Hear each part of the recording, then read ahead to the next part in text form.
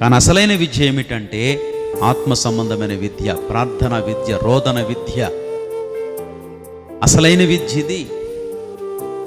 ఇక్కడ ఈ విద్య నేర్పించావనుకో, ఆత్మీయత అనే విద్య నేర్పించావనుకో, పరిశుద్ధత అనే విద్య నేర్పించావనుకో, ఇది ఆమె జీవితంలో కట్టుకుంటుంది, వారి జీవితంలో కట్టుకుంటారు.